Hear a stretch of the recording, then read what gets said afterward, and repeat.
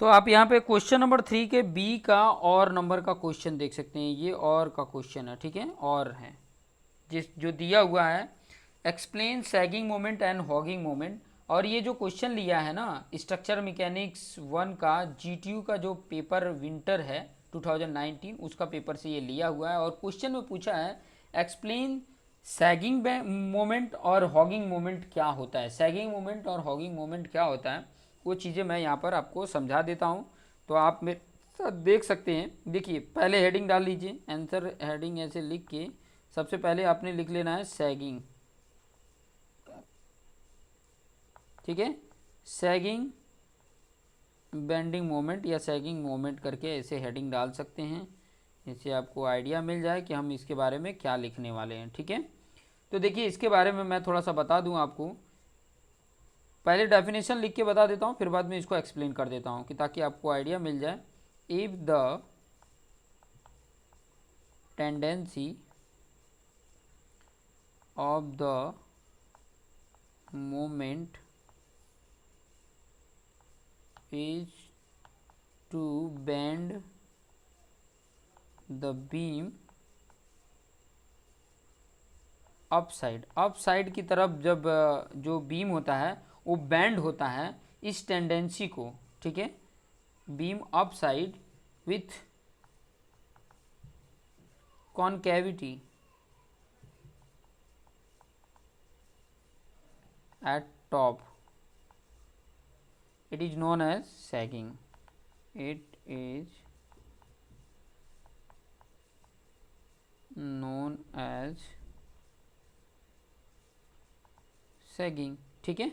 इसी को क्या बोला जाता है, सैगिंग ऑफ बेंडिंग मोमेंट, ठीक है, इसी को बोला जाता है सैगिंग ऑफ बेंडिंग मोमेंट, ठीक है। तो ये डेफिनेशन हो गया। अभी देखो इसमें बोला क्या है, थोड़ा सा मैं फिगर ड्रॉ करके बताऊंगा तो और अच्छे समझ में आए। इसमें यही बोला है कि जो बीम होता है ना, उसको अपवर्ड डायरेक्शन की तरफ बैंड होने को, अपवर्ड की तरफ बैंड होने को ही टेंडेंसी जो होती है, उसी को बोला जाता है सैगिंग बेंडिंग मोमेंट। अब फिगर ड्रॉ करके अगर मैं समझाऊँ ना तो आपको और अच्छे से समझ में आ जाएगा। जैसे कि मैं सैगिंग बेंडिंग मोमेंट की तरफ आपको बताता हूँ, ध्यान से देखना। जैसे कि आपका बीम ये था, ये आपका बीम था, ठीक है, ये आपका बीम था।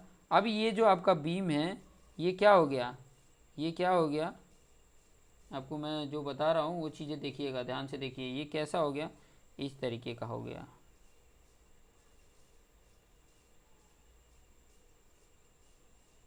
समझ में आ रहा है। इस तरीके का क्या हो गया है, बेंड हो गया है, ठीक है। कॉनकेविटी, और टॉप में देखोगे कॉनकेविटी जैसा दिख रहा है कि नहीं, ऊपर से अगर यहाँ पर से देखो तो कॉनकेविटी जैसा दिख रहा है, ठीक है, कॉनकेव जैसा दिख रहा है ना, ऊपर वाला जो है कॉनकेव जैसा दिख रहा है, ठीक है। और इसका जो मोमेंट लिया जाता है, देखो ये मोमेंट होता है और ये मोमेंट जो लिया जाता है, इसको पॉजिटिव मोमेंट लिया जाता है। इसको जो बोला जाएगा, ठीक है, सैगिंग बोला जाएगा, ठीक है। और ये जो होता है हमेशा पॉजिटिव होता है, इस तरीके का होता है, ठीक है।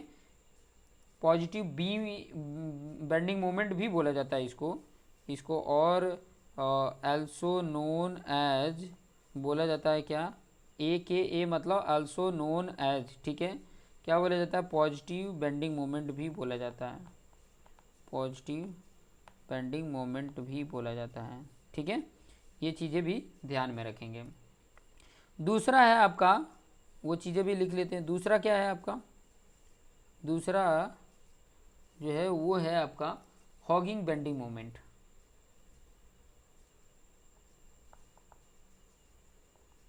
हॉगिंग मोमेंट भी बोल सकते हो, हॉगिंग बेंडिंग मोमेंट भी है, ठीक है। मोमेंट बेंडिंग मोमेंट सेम ही है, ठीक है, this is not a different. Difference मतलब समझने में, कॉन्सेप्ट के बेस पे है समझने में, ठीक है। बीम के लिए होता है इसलिए बेंडिंग मोमेंट है, बाकी और सब चीज़ों के लिए हो तो मोमेंट कहलाएगा, ठीक है। इसका भी डेफिनेशन उसी तरह से, if the tendency of the moment is to bend the downward side, ठीक है, डाउन साइड से बैंड होता हो, डाउन साइड से बैंड होता हो, और with convexity eight top, top पे देखोगे तो कॉन्वेक्सिटी आती है, उसी को बोला जाता है, यहाँ पे लिख देता हूँ, if the tendency of the movement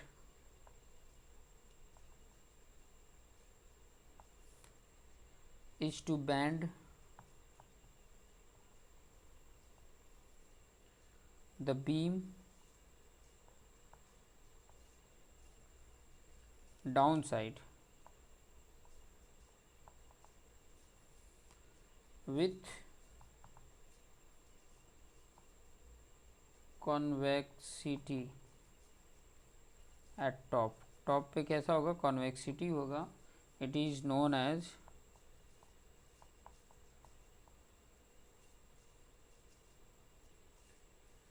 hugging moment. क्या होगा, हॉगिंग मोमेंट होगा.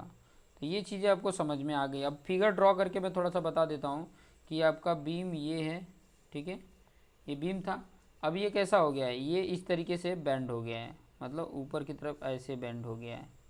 अगर आप इसको देख लेंगे तो ऐसी तरफ बेंड हो गया है. ये जो है इस तरीके से बेंड हो जाता है, ठीक है. जब इस तरीके से बेंड होता है मतलब इस तरीके का मोमेंट जनरेट हुआ होगा, इसकी वजह से ये क्या हो गया, उल्टा मैंने बना दिया.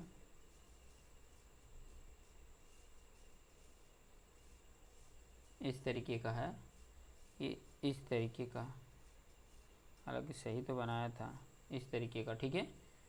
तो ये ऊपर आप देखोगे तो कॉन्वेक्सिटी दिखा रही है कि नहीं, कॉन्वेक्सिटी एट टॉप पे, ठीक है. ये वाला जो सरफेस आप देख रहे हो कन्वेक्सिटी बता रही है, ठीक है. और इसको निगेटिव बीम भी बोला जाता है, बेंडिंग मोमेंट भी बोला जाता है, AKA, ठीक है. निगेटिव बेंडिंग मोमेंट भी बोला जाता है. इसकी जो आती है वैल्यू वो क्या आती है, निगेटिव आती है. बेंडिंग मोमेंट जो आता है वो निगेटिव आता है. जब ऐसे कंडीशन आपको देखे कि अगर सेक्शन के राइट साइड में देखो तो क्लॉकवाइज हो और सेक्शन के लेफ़्ट साइड देखोगे तो एंटी क्लॉकवाइज हो तो निगेटिव वैल्यू आएगी.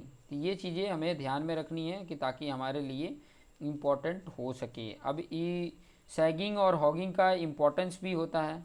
वो चीज़ें जब क्वेश्चन पूछेंगे आप लोगों को अगर जानना है कि उसके इम्पोर्टेंस क्या है तो ज़रूर कमेंट करके बताएं, मैं उसके भी वीडियो सेपरेट आपको बनाकर दे दूँगा. तो ये था आपका क्वेश्चन नंबर 3 का B तक का, ठीक है. अब क्वेश्चन नंबर 3 का C क्वेश्चन करेंगे जिसमें 2 क्वेश्चन है और में, तो वो 2 क्वेश्चन भी 1 बाय 1 लेके आएंगे. तो सबसे पहले क्वेश्चन लिखने से पहले मैं क्या कर लेता हूँ, इसको वीडियो को पॉज करके और क्वेश्चन मैं लिख लेता हूँ कि टाइम वेस्ट ना हो.